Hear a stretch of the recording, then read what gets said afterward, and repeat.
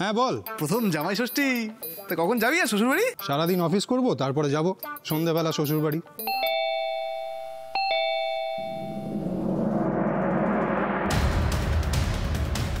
এতক্ষণে তো নিশ্চয়ই দিদিরা বাড়িতে চলে এসেছে।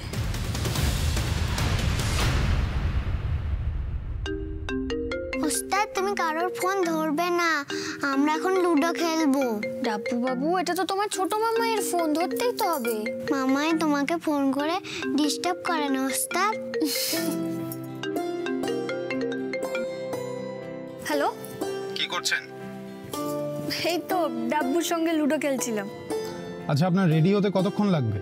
কতক্ষণ লাগবে মানে? আমি আপনাকে ঠিক 1 ঘন্টা দিলাম, আপনি চটপট রেডি হয়ে নিন। আমি একটা কাজ সেরেই ফিরছি। মানে বুঝতে পারলাম না, কোথায় যাবো 1 ঘন্টা পরে রেডি হয়ে? আরে আমি অফিসে এসে দেখি আমার বস একটা কাজে কলকাতার বাইরে চলে গেছে হঠাৎ। তো এই মুহূর্তে আমার কাজের চাপ সেরকম নেই, আমি ভাবলাম এখনই যদি বারাসাত বেরিয়ে যাই কেমন হয়? দারুণ হয়। আপনি রেডি হয়ে থাকুন। কি গো টুম্পা মাসি, আমাদের ভেতরে ঢুকতে দেবে না? হ্যাঁ হ্যাঁ, ভেতরে ভেতরে। ও বৌদি, বৌদি, এই দেখো তোমার বড় মেয়ে জামাই সব এসে গেছে। এসো এসো। এই না, এটা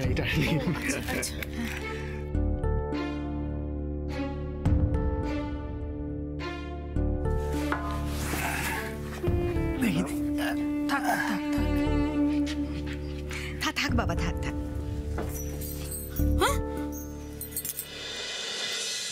তুমি কি এখনো আমার ওপর রাগ করে আছো টুম্পা মাসি? আমাকে আশীর্বাদ করবে না? আমি জানি আমি তোমার সঙ্গে অনেক খারাপ ব্যবহার করেছি, তুমি আমাকে ক্ষমা করে দেবে না? তোদের সেই ছোটবেলা থেকে দেখছি রে মা, তোরা আমার মেয়ের মতো। আমি কি তোদের উপর রাগ করে থাকতে পারি কখনো?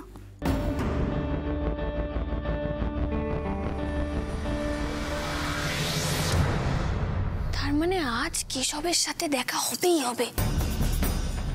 একবার বাড়িতে ফোন করে বলে দিই। মাকে সতর্ক করে দিতে হবে যাতে কোনোভাবেই কেশব এটা জানতে না পারে। আজ সব লুকোচুরির অবসান হবে। চ ভেতরে চ। চল। এই বাচ্চাটা কে? তোমার আত্মীয় বলে তো মনে হচ্ছে না তো? দুদিন আগেও ছিল না, হঠাৎই হলো। এখন তো ছুটতে চলে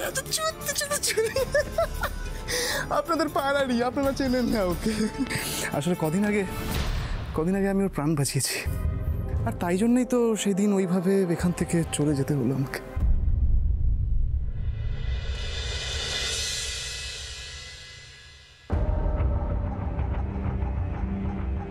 বাড়িতে একবার ফোন করে জানিয়ে দিই যে আমরা তাড়াতাড়ি যাব, তাতে অন্তত ঠাম্মি বুঝতে পারবে যে দিদিদের ঠিক কতক্ষণ আটকে রাখতে হবে।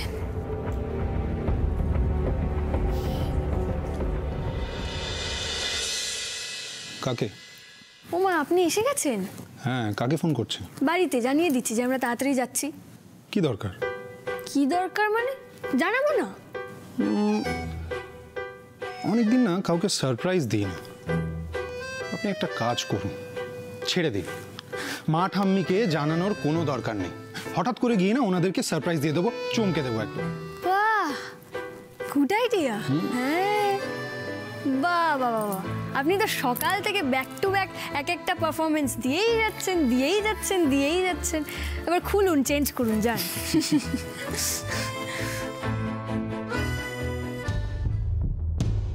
বাড়ি গিয়ে যদি দিদি আর কেশবের একবার সামনাসামনি হতে পারি, তাহলে আমার সব প্রশ্নের উত্তর পেয়ে যাব।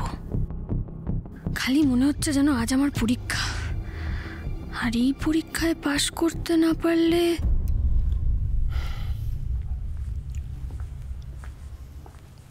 কি ভাবছেন দাঁড়িয়ে দাঁড়িয়ে? কিছু না, এমনি। আচ্ছা, তো এমনি না দাঁড়িয়ে থেকে আপনি একটা কাজ করুন।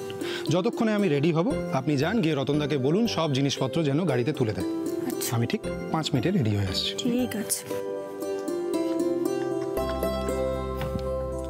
ও হ্যাঁ, আপনি আমাকে একটা জিনিস মনে করিয়ে দেবেন। যাওয়ার সময় আমার ফেভারিট মিষ্টির দোকান থেকে কিন্তু মিষ্টি কিনতে হবে। ভুলবেন না।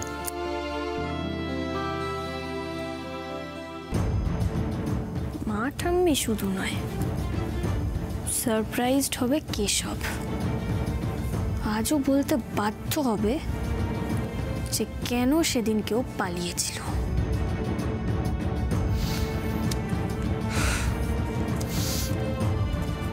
সেদিন বাথরুমের জানলা দিয়ে আমি দেখতে পেলাম এই বাচ্চাটা পেছনের ডোবায় ডুবে যাচ্ছে। তখন ওকে বাঁচানোর জন্যই তো আমি ওভাবে চলে গেলাম সেদিন আপনাদের বাড়ি থেকে। হ্যাঁ, তা তুমি ওভাবে জানলা ভেঙে যেতে গেলে কেন বাবা? তুমি তো দরজা দিয়ে যেতে পারতে। সেই উপায় কি রেখেছিলেন আপনারা টুম্পা মাসি? আমি যখন বাথরুমের ভেতরে ছিলাম তখন বাইরে থেকে আমাকে লক করে রেখেছিলেন আপনারা, কেন বলুন তো? না হয় আমি বিয়ের আগে 2-1 দিন এসে আপনাদের বাড়িতে থেকেছি, তার জন্য আপনারা এইভাবে হেনস্থা করবেন আমাকে? আর আমি তো নিজে শখে আসিনি এখানে, আপনাদের মেয়েকে বাঁচানোর জন্য এসেছিলাম। কেন করলেন আমার সাথে এরকম বলুন? হ্যাঁ, কিন্তু আমি তো বাইরে থেকে দরজা বন্ধ করিনি। তাহলে আমি মিথ্যা কথা বলছি? সেদিন ওই জানলা দিয়ে টপকাতে গিয়ে কাটা ঝোপে পড়ে আমার দুটো পায়ের কি অবস্থা, সারা রাত ঘুমোতে পারিনি আমি। নাটক তো জমে উঠেছে, এইবার আমার এন্ট্রি নেওয়া দরকার। তোমরা তোমরা ওকে বাথরুমে আটকে রেখেছিলে? হ্যাঁ, ছি ছি ছি ছি ছি ছি। হ্যাঁ মা, তোমরা তোমাদের বড় জামাইকে বাথরুমে আটকে রেখেছিলে কেন? কেন বলো তো? ও চোর না ছ্যাচোর? কি ভেবেছিলেন আপনারা আমি পালিয়ে গেছি?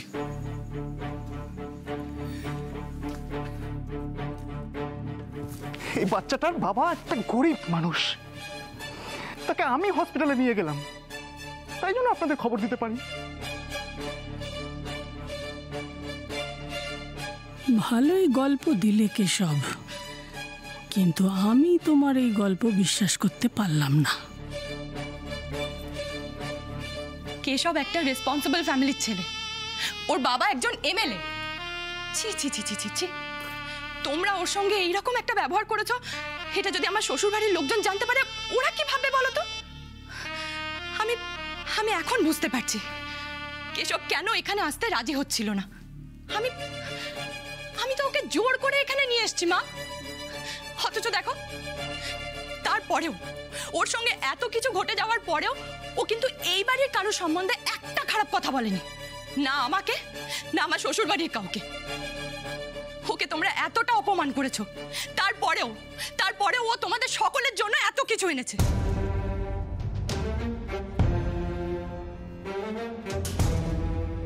কেশব বাবা, আমাদের না খুব ভুল হয়ে গেছে, তুমি তুমি কিছু মনে করো না। হ্যাঁ জামাই, এই তোমাদের কথা শুনবার পর না এখন সত্যি কেমন লজ্জা লজ্জা করছে গো। থাক না এসব পুরনো কথা, ভুলে যান না। আমি তো আর নিজে হাতে করে আপনাদের জন্য কোনোদিন কিছু আনতে পারি না, আজ না হয় এই সামান্য উপহারটুকু আপনাদের জন্য এনেছি। এ কি বলছো বাবা? এটাকে সামান্য বলে আর লজ্জা দিও না আমাদের। যত যাই করো, তোমাদের কথা বিশ্বাস করার মতো এত বোকা আমি নই। তোমরা যাবার আগে বকুল যদি চলে আসে তবেই তোমাদের পেট থেকে আসল কথাটা বেরোবে।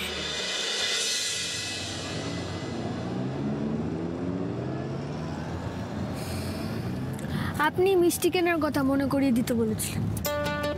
মিষ্টি আপনার খুব প্রিয় না? কেন? না মানে কোনো জিনিসে তো আপনার মনে থাকে না, কিন্তু মিষ্টিটা ঠিক মনে আছে আপনার। মিষ্টি তো আমার প্রিয় বটেই, কিন্তু আমার সব থেকে বেশি প্রিয় হচ্ছে মায়ের হাতের তৈরি গজা। আমাদের বাড়িতে কোনো আর কি অনুষ্ঠান থাকলে বা আমি কোনো কারণে মায়ের হাতে ঝাড় খেয়েছি, তো মা সব সময় আমার জন্য গজা বানাতো, মানে আমার জন্য গজাটা বরাদ্দ ছিল। বাহ, তাহলে তো আমি এক্সপেক্ট করতে পারি যে আজকে ওখানে গজা হচ্ছে, তাই না? আর গজা, আজ যে ও বাড়িতে কি কি হবে কে জানে। এই বৃষ্টির সময় কিন্তু গজা খাওয়ার মজাটাই আলাদা। আর আপনি যদি ওই গজা থেকে আমাকে একটু ভাগ দেন তাহলে তো আমার সৌভাগ্যটা আরো বেড়ে যাবে গজা খাওয়ার।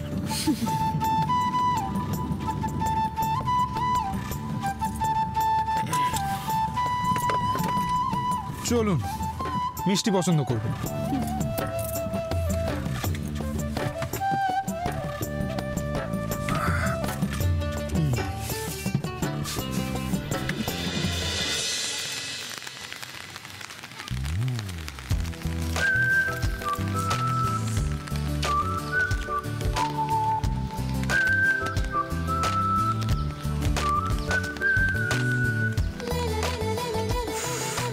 এই বৃষ্টি অবহেলা করে আমি চলে এলাম আধ ঘন্টা আগে, আর উনি আসতে পারছেন না।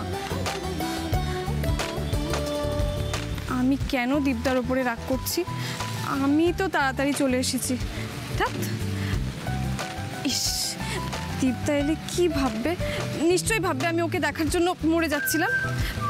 ছি ছি ছি, আমি বরং একটা সাইডে গিয়ে দাঁড়াই। দীপদা এলে এরকম ভাব করবো যেন তখনই এসেছি।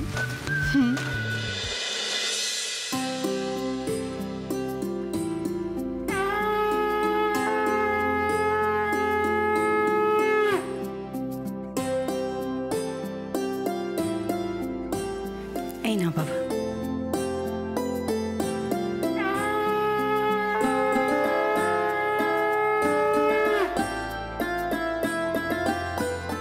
এখানে এসে বস না মা, তোর নামে ষষ্ঠী করেছি। আয়। থাক না মা, কি হবে ওসব করে? আমি তো ওসব মানিও না। ওরকম বলিস না বর্ষা, আমি তো তোদের নামে চিরকালই পুজো দিই, তুই ভুলে গেলি? কিছুই ভুলিনি মা, আমার সবই মনে আছে। যতই তুমি আমার নামে পুজো দাও, শ্বশুরবাড়ির অত্যাচারের হাত থেকে তো আর বাঁচতে পারলাম না। আমার বিয়ের সময় তোমরা আমাকে কিছু দিতে পারোনি বলে আমার শ্বশুরবাড়িতে কত লাঞ্ছনা, গঞ্জনা, অত্যাচার সহ্য করতে হয়েছে। আমাকে আমাকে ভিখিরি বাড়ির মেয়ে বলতেও দুবার ভাবেনি পিসি।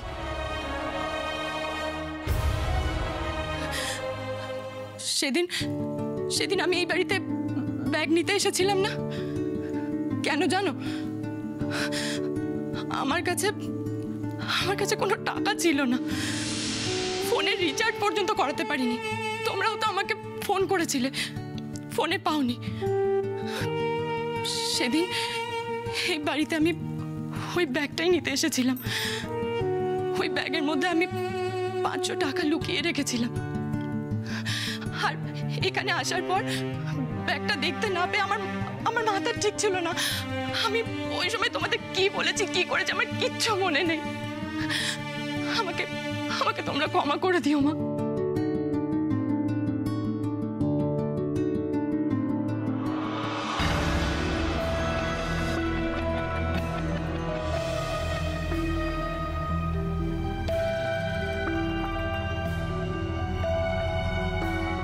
এটা আবার কি করছে বর্ষা?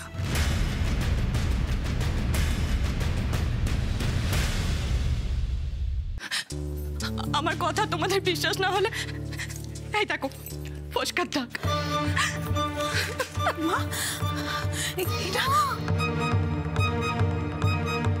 দেখেছো, সেদিন পিসিমা আমাকে মেরে ধরে এই বাড়িতে আসার জন্য বাধ্য করেছিল মা, যাতে উনি এখান থেকে সব গয়না নিয়ে যেতে পারেন।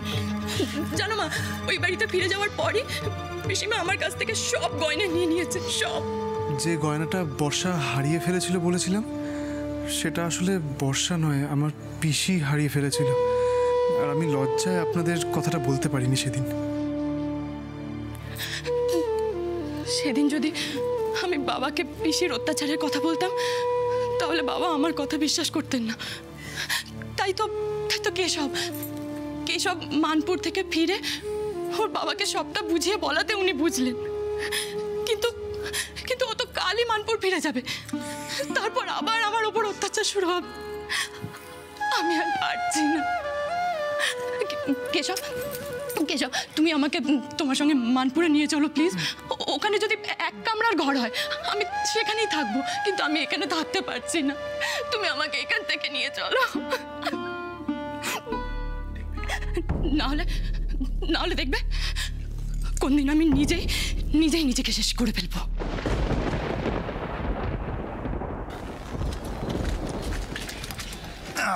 দাদা এদিকে আসুন। এই তো এখানে রেখে দিন। হ্যাঁ থ্যাংক ইউ, থ্যাংক ইউ। আমি মনে হয় একটু বেশি তাড়াতাড়ি চলে এসেছি।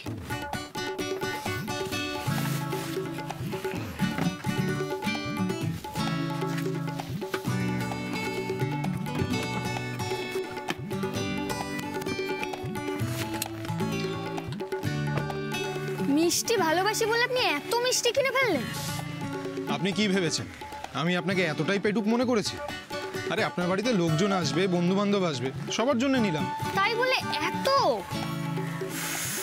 সত্যি বাবা, সবই আপনার একটু বেশি বেশি। তা বলতে পারে, সবকিছুই আমার একটু বেশি বেশি।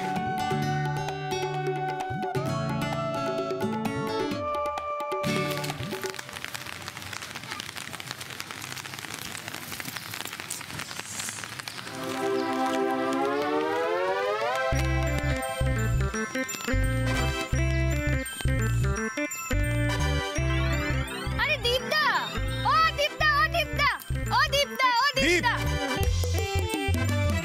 কি রে?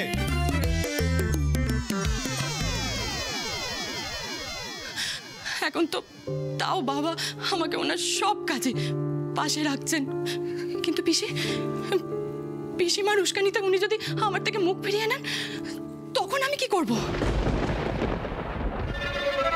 And the best actor award goes to Borsha Bose.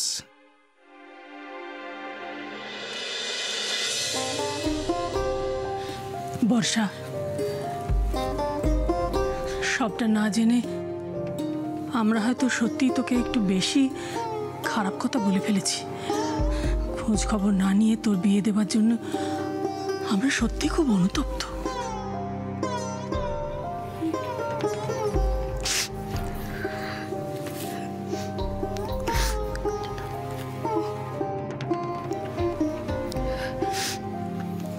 বাবা, এটা সামান্য একটু উপহার তোমার জন্য। না,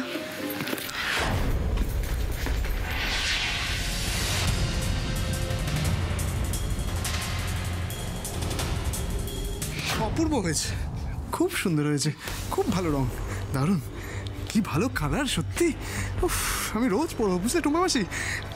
ঠাম্মি, থ্যাংক ইউ, খুব ভালো হয়েছে, থ্যাংক ইউ মা। ভালোই করেছিস ভাই, এত বৃষ্টি পড়ছে আর জামাই ষষ্ঠীর দিন শ্বশুর বাড়ি বেশি দেরি করে যাওয়া উচিত না, কি বলো বৌদি? কিন্তু তোর ব্যাপার কি বলতো, অফিস ছেড়ে তুই এখানে? আমি একটা কাজ আছে বুঝলি তো, আর বস তো এখানে নেই তাই না, তাই ভাবলাম টুকটাক কাজ সেরে নিই। তুই খুঁজছিস কাউকে? কেউ এসছে তোর সঙ্গে? হ্যাঁ, মানে মানে একজন কালিগ এখানে আসবে বলছিলাম। তোর কালিগ তো আমারও কালিগ। কে? তুই চিনিস না, তোর সাথে আলাপ হয়নি, HR ডিপার্টমেন্টে আছে। ও, এটা দীপদার গাড়ি না? ওই তো দীপদা, একেই তো লেটে এসেছে, আবার কার না কার সাথে কথা বলছে। পারেও বটে, কোথায় আমার জন্য বিরহের মতো অপেক্ষা করবে তা না। একটা কাজ করি, পেছন থেকে গিয়ে দীপদাকে চমকে দিই। তুই এক কাজ কর না, মানে তোর যদি খুব কাজ না থাকে তাহলে আমাদের সঙ্গে বারাসাত চল। হ্যাঁ হ্যাঁ হ্যাঁ, চলো চলো চলো, খুব মজা হবে। আরে জানো, উনি না প্রচুর মিষ্টি কিনেছেন, তুমিও সেই মিষ্টিগুলোতে ভাগ বসাতে পারবে। চলো চলো।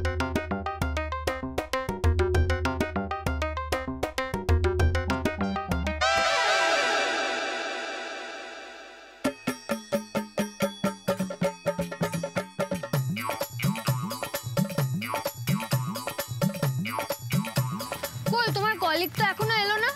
তোমরা এগোও না, আমাকে মনে হচ্ছে আরো কিছুক্ষণ ওয়েট করতে হবে। ঋষি, তুই শুধু শুধু আমার জন্য দাঁড়িয়ে আছিস কেন? বৌদিকে নিয়ে যা না, দেখ অনেক বৃষ্টি আসছে, যা যা নিয়ে যা। এবার তো দেরি হয়ে যাচ্ছে, যত তাড়াতাড়ি বারাসাত পৌঁছতে পারবো তত ভালো।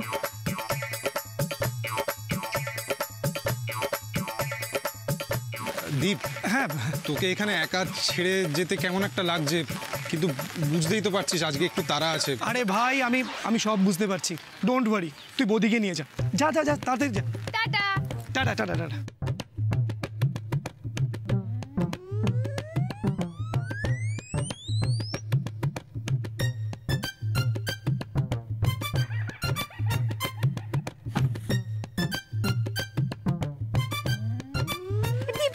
দীপদা!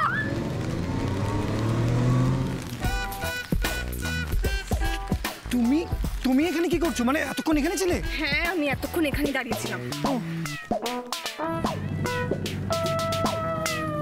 আচ্ছা, দীপদার কলিগ কিন্তু এসে গেছে। ওই যে একটা মেয়ে। দীপের সঙ্গে মেয়ে?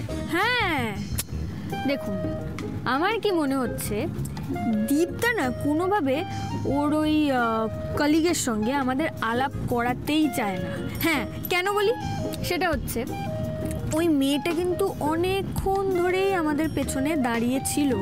হ্যাঁ, আবার দীপদা কি বললো আমরা চলে আসার সময়, যে ওকে নাকি একা একা অনেকক্ষণ ওয়েট করতে হবে ওর কলিগের জন্য। আমার কি মনে হয় জানেন তো, মেয়েটা বোধহয় দীপদার গার্লফ্রেন্ড। কি? দীপের গার্লফ্রেন্ড হবে আর সেটা আমি জানবো না? অসম্ভব। এখানে কিন্তু আপনার গোয়েন্দাগিরি একদম ফেল। বুঝতে পারবেন, সময় এলে বুঝতে পারবেন যে আমি ঠিকই বলেছি।